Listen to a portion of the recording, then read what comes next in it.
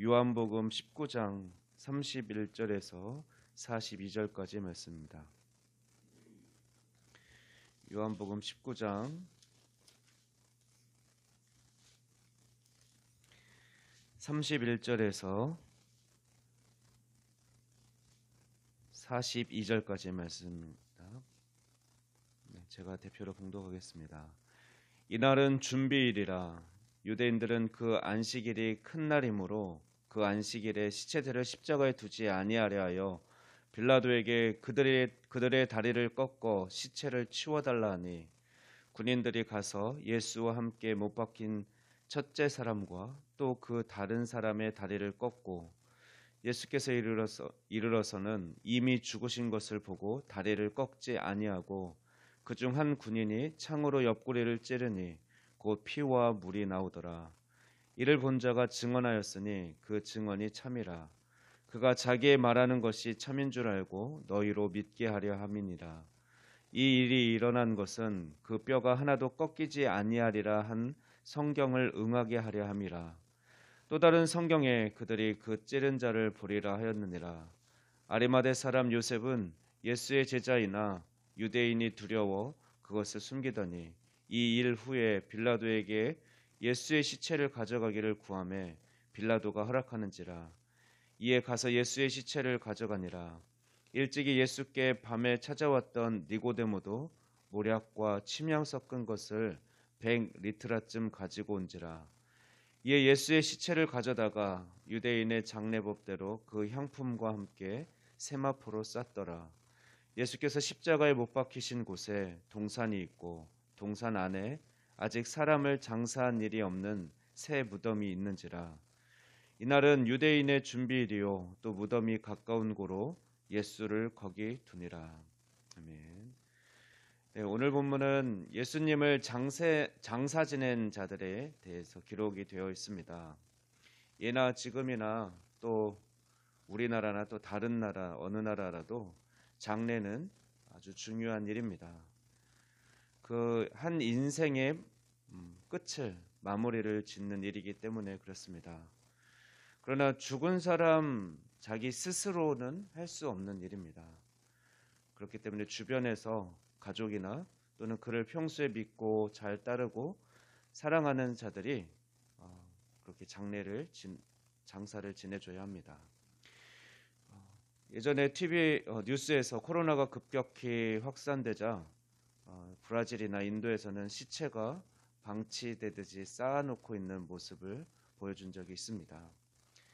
얼마 전 우리나라도 코로나로 인해 사망자가 많이 생기게 되자 화장터를 예약할 수 없어 그래서 장례를 5일장, 3일장이 아니라 5일장, 6일장 지내는 것을 보았습니다.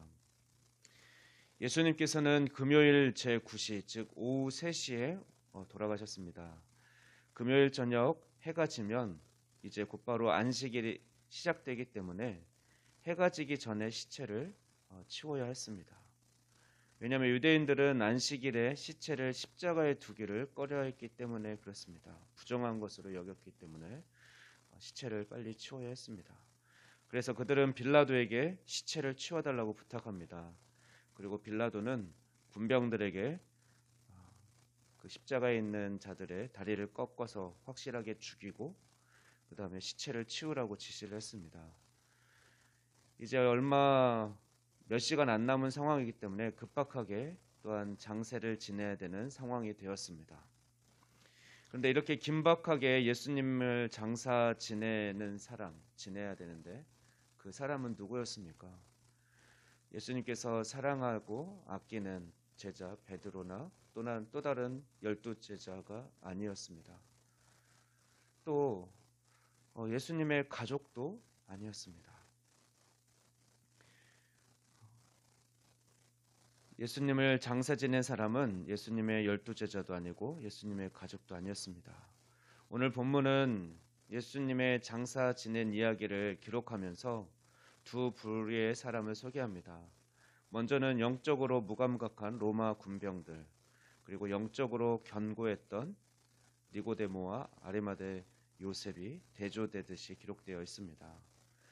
먼저 로마 군병입니다. 로마 군병은 물론 장사를 지낸 건 아니지만 예수님이 유월절 어린 양으로 돌아가셔야 했던 그 예언의 말씀, 하나님의 약속의 말씀을 성취하는 데 쓰임을 받은 인물들입니다.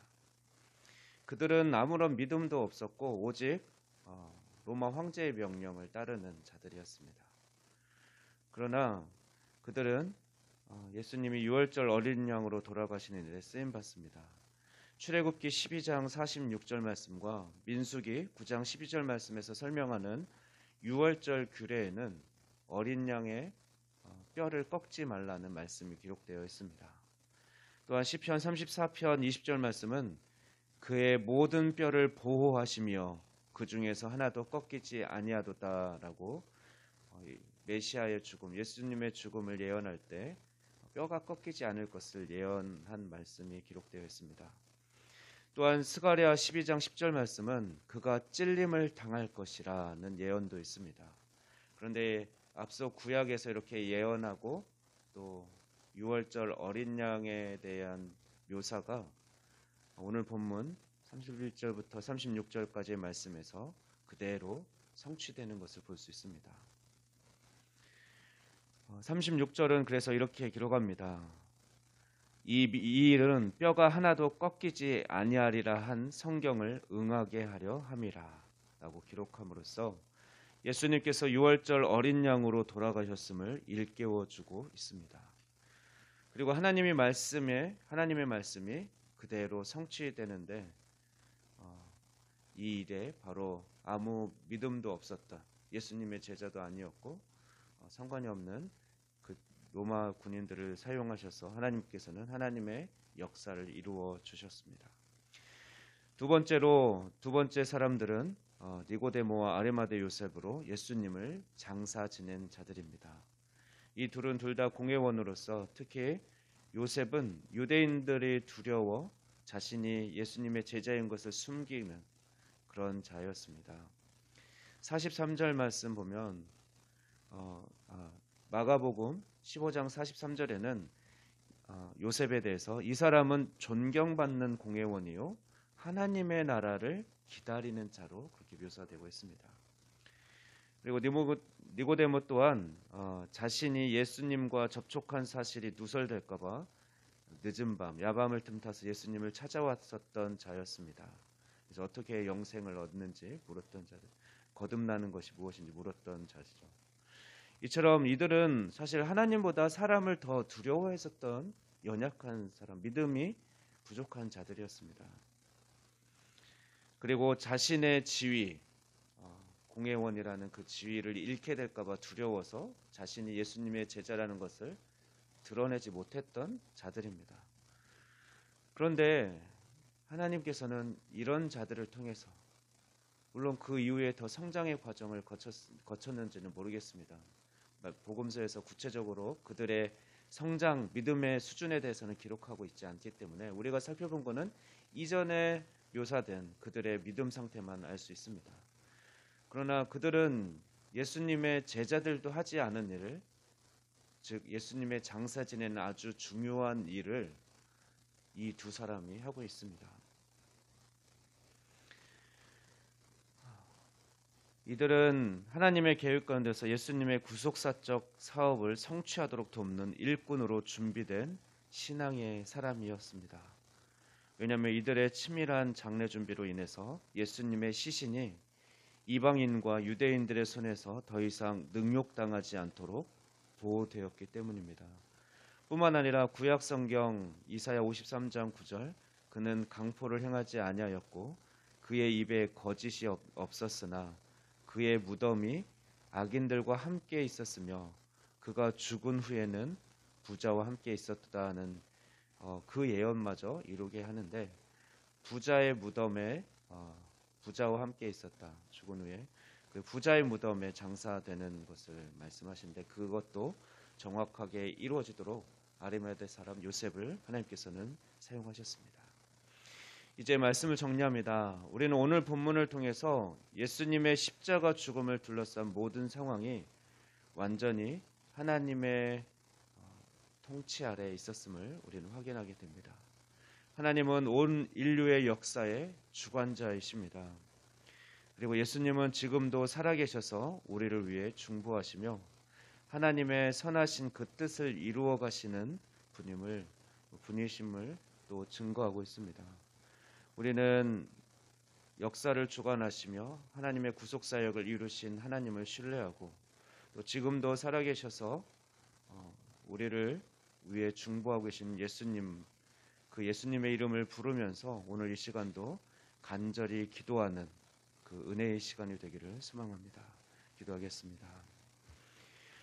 온 인류의 죄를 사하시고 우리를 구원하시기 위해 빛으로 이 땅에 오신 주님 감사합니다. 영원히 멸망과 저주 가운데 있을 수밖에 없었던 우리를 구원하여 주시고 우리를 하나님의 자녀로 삼아주시니 감사합니다.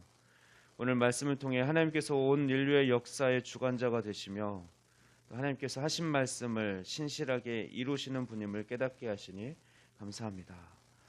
우리를 하나님 나라의 역사 가운데 부르셨사오니 우리가 하나님 나라를 위해 귀하게 쓰임받을 수 있는 그 용기가 있는 믿음을 허락하여 주시옵소서.